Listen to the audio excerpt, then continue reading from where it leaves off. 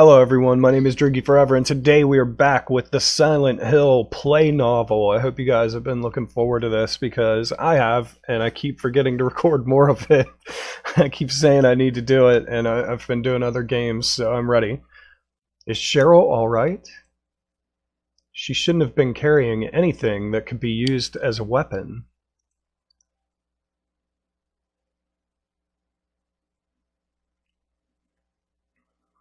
I begin running. I can't just stand around. There is not a moment to lose. Cheryl is waiting for me. Wait a minute. Suddenly my vision became hazy or something, and I rubbed my eyes. When I look back, I see that all the bodies of the monsters have unexpectedly vanished. What? Was I hallucinating or something? I pulled the guide map out of my inner pocket to shine the flashlight on it. And then I confirmed that there is a boiler room located in the basement. My feet naturally began to take me there.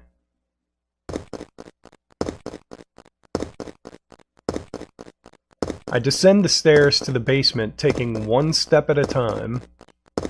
A school building without light.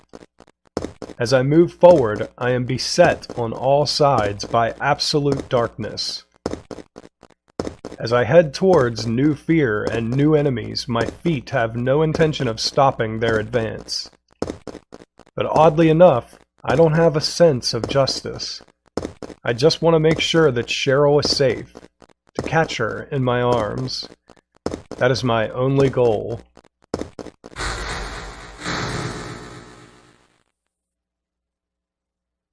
The boiler is not running. If I simply press the switch in front of me, then this eerie machine should begin operating. However, I just stand still. I try pushing the switch, but the boiler doesn't do anything at all. So I try opening the switchboard cover below the switch. It appears that I must somehow supply power from the main power supply to the boiler. The power supply is on the right. From the left of the switchboard, a thick pipe extends out and is connected to the boiler.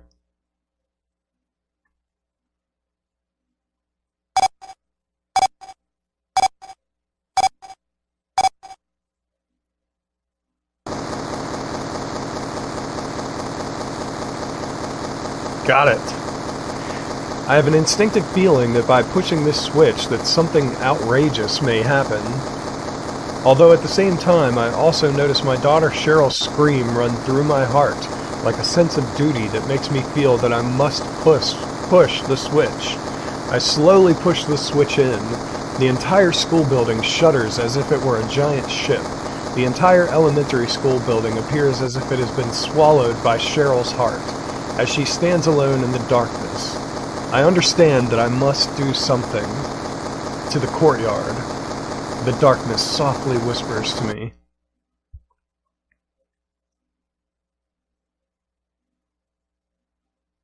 The clock tower looks to be about tall enough to reach the third floor of the school. At its base, there is a small door about big enough for an adult to enter while bent down. The door solemnly opened. After opening, the door seems to beckon the one standing in front of it to enter with an irresistible mental energy. I cannot resist that power. As I enter, the door closes with a hopeless thunder. Inside the clock tower, a physiologically loathsome stench hung in the air.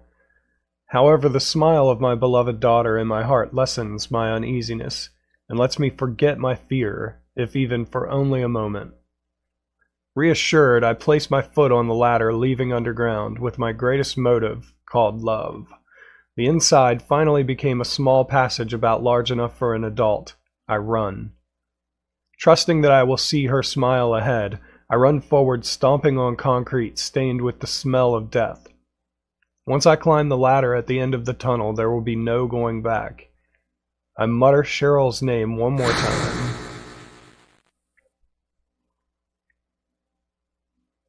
The depressing sound of the door closing echoes throughout the courtyard. Where am I? A raw, warm breeze brushes past my cheeks. The view lets me know that this is like a completely different world from the school I was just in. Once again, I think, where am I?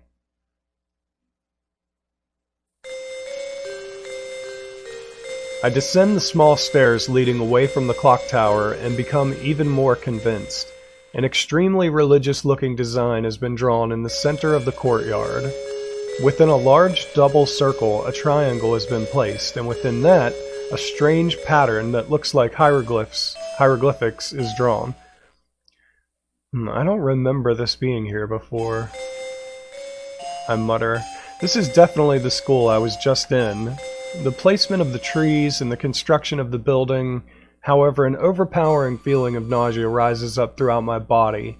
A revolting, horrible smell like that of the stench of cutting into rotten meat thickly wafts throughout the air, and is nearly visible to the eye. I begin to run. I can no longer bear to stay in this spot. By the time I place my hand on the door that leads inside the school building, I no longer have the strength left to tell how long I was running. Maybe it was only for an instant.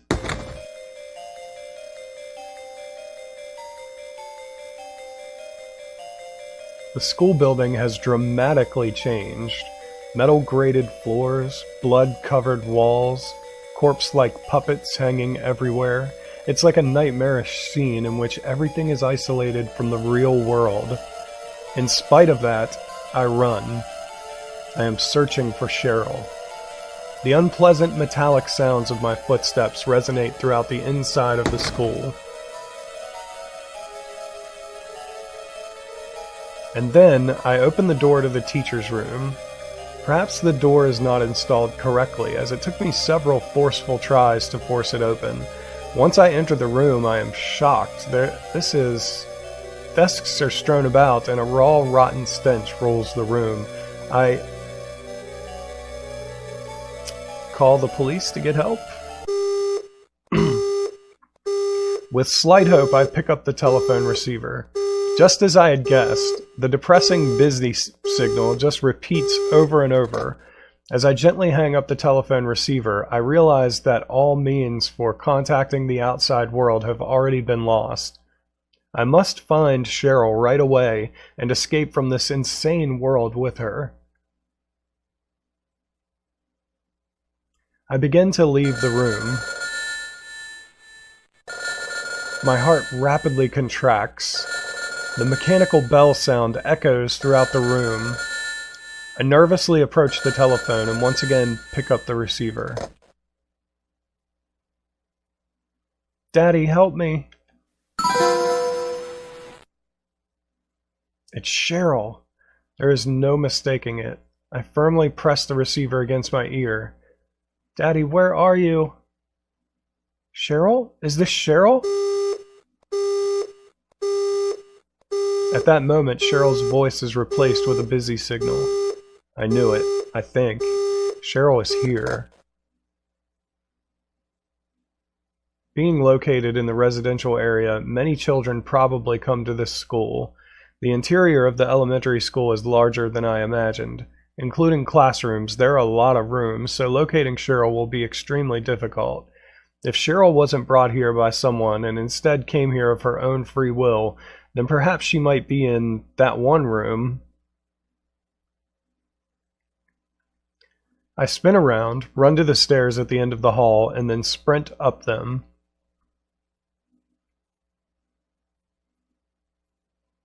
I have come to the library, and my eyes are drawn to the open book here. It was a children's book?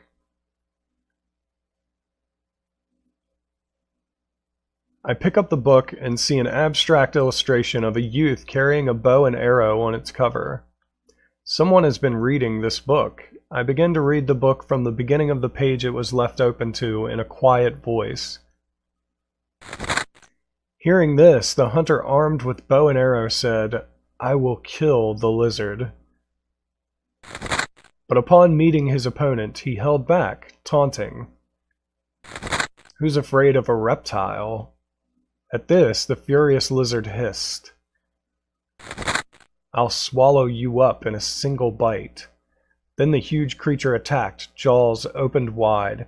This was what the man wanted. Calmly drawing his bow, he shot into the lizard's gaping mouth. Effortlessly, the arrow flew, piercing the defenseless maw. And the lizard fell down, dead. This is from an old fairy tale. I remember reading it as a kid. As I say this, I take a step back as if I have realized something. Wait, I think. I become gripped with the sense that my actions have been controlled by someone this entire time. Coming to the library, seeing that specific page in the open book, even whatever it is that I must do now, it is a decision that is out of my hands. Everything that has happened has been in someone's hands. I have gradually come to understand this. Even still, I probably cannot determine my own course. I accept the direction of the unseen one, to whom I must obey. In order to find Cheryl, there is no other alternative. I now know where it is I need to go.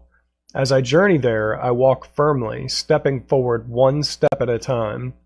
I descend a staircase from which uncomfortably warm air flows, and find an elevator at its base that invites me to descend even further as its doors slowly open.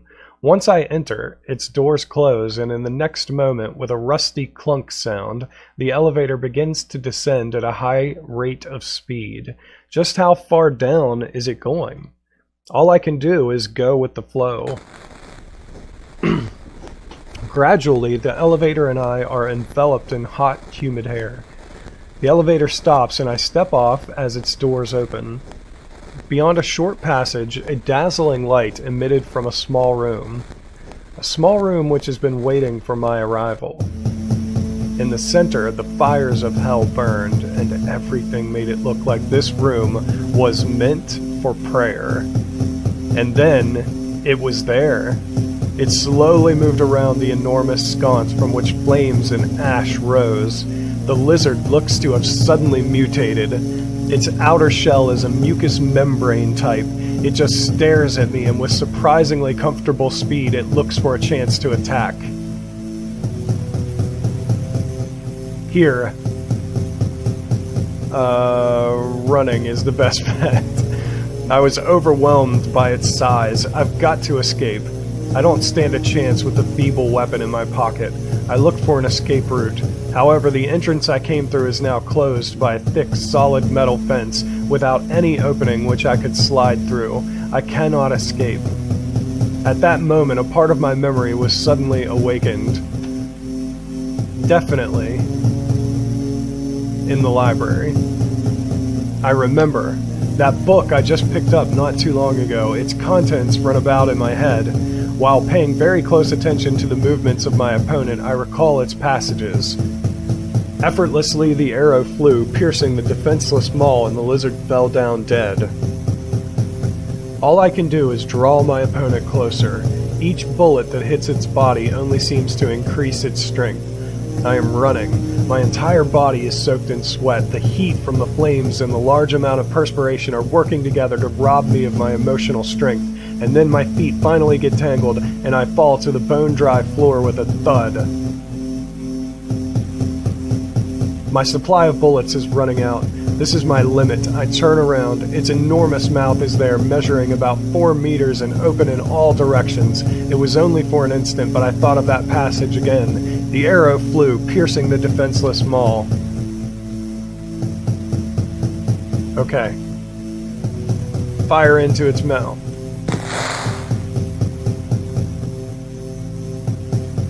I can no longer hesitate. I readied the gun as calmly as possible, aimed at the inside of its mouth, and quickly pulled the trigger. Over and over, the sound of gunshots rang out from my weapon for as long as I had ammunition, and then I lost consciousness.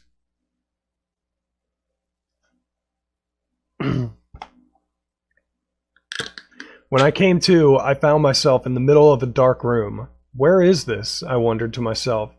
The monster from before has vanished. I heavily stood up and then waited motionless for a bit until my eyes came into focus. Somehow this looks to be the boiler room. It is oddly quiet. Maybe I was dreaming. My very exhausted body seems to have also recovered, somehow. The low hum of the boiler strangely calms my nerves. And then I sense the presence of a person, and I shift my gaze. There was a girl standing there. She was wearing dark blue clothing, and her light brown hair was neatly combed. The girl was just staring right at me. Once I noticed her and began to step towards her, she completely disappeared, as if her body just dissolved into the air in the room. I was alone in the room again.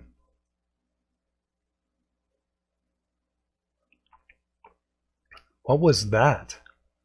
After standing for a bit, I let out a long breath and then placed my hand on the door at the entrance. Sunlight is shining into the hall of the school building. As usual, the snow is still outside, but I am gripped with a strange feeling of relief, as if cancerous cells had just been removed from me. Filled with relief, I slowly walk toward the exit of the school building. And then I learn that Cheryl is not here, from the loud sound of the church bells that seem to call out to me.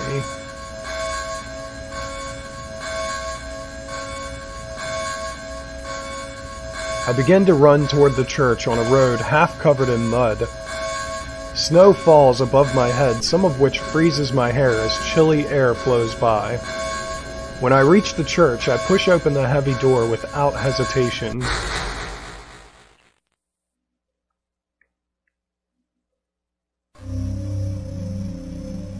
A cross is mounted on the front wall. Long benches are lined up on both sides of a small walkway. It was as if time had stopped for this familiar-style church. In front of the altar, a sly-looking woman with cold eyes looks down at me with an eerie grin. As I walked up to her, stepping one step at a time, she gazed at me without blinking. She looked as if she had predicted that I would arrive. "Were you ringing that bell?" The woman snorted with a humph. "I've been expecting you. It was foretold by gyromancy." "What are you talking about?" "I knew you'd come." "You want the girl, right?" "The girl? You're talking about Cheryl?" My eyes grew wide. "I see everything."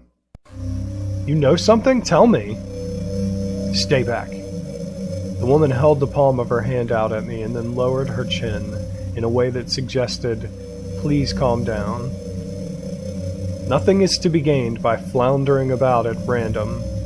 You must follow the path of the hermit concealed by Floros." "What? What are you talking about?" I asked once more without hiding my bewilderment. "Here, the Floros, a cage of peace. It can break through the walls of darkness and counteract the wrath of the underworld. These will help you. Make haste to the hospital before it's too late." The woman held up a strange object and then softly placed it on the desk on top of the altar. "Wait, don't go yet!" Her story was unclear and I don't understand it. I will believe that woman's story. She lives here. I choose to believe her story without objection. All that remains in the church is the reverberations of the sound of a door closing. I go after that woman. I am convinced that that woman definitely knows some secret of some sort. However, the knob on the door that she went through will not turn at all. It must be locked from the other side. Damn. Now I am the only one left in the church. Almost as if taken from a nightmare, this space has heat.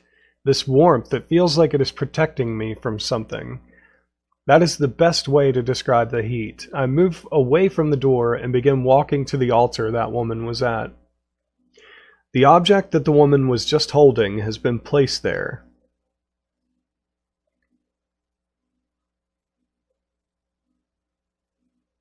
The Floros. That is certainly what that woman had called this. I try picking it up, and then I place it back on top of the desk right away. It is power. The overwhelming power of the gods rests inside this four-sided object. There was a sensation like an electrical current passing into the palm of my hand, and then power moving throughout every nook and cranny in my body. I pick it up once more. This time I calmly take it into my hand and then place it in my pocket. For some reason, I am convinced that this object will help me find Cheryl. I pick up the key that was next to the Floros, open the door of the church, and rush out into the heatless snow world again. Hospital? That woman certainly said something about one. Alchemia Hospital. The only hospital I could find on the map was that one. I could see my breath as I exhaled while I headed toward the entertainment district. The bridge to the entertainment district has been raised so that boats can pass by it in the river below. In other words, it is split in the middle and is fixed in a raised position that makes it look like the Japanese katakana character. I entered the nearby drawbridge control room, placed the key I was holding into the control panel, and forcefully turned it to the right. While emitting a sound like an old woman laughing, the bridge finally begins to lower, inviting me to the entertainment district. After crossing the bridge, I shudder. The temperature is gradually declining, or maybe it is just a result of the thing inside me that produces nervousness and fear. On this wide road, there is not a single motorcycle running. I am running right down the center of it. If I continue forward, Alchemia Hospital should be on the right. An old building appears in the thick fog. On the signboard, Alchemia appears in faded letters. Its eeriness caused me to hesitate for an instant, but in the next moment I placed my hand on the cold gate. I opened the heavy hospital gate, and then opened the door directly to my right that has "Entrance" written on it. The inside of the hospital is wrapped in silence. To the left there is a reception area in which various papers are neatly placed on a shelf. Waiting benches are lined up along the back of this hall, and a television is pointed at them. I do not feel the presence of any patients or any people.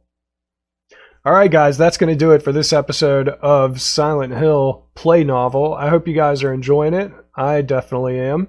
So yeah, I hope you guys join me for the next episode after that. If you like this one, tell that like button you want to smash, and I will see you next time. You stay you, I'll stay me, Droogie forever. Thanks everyone.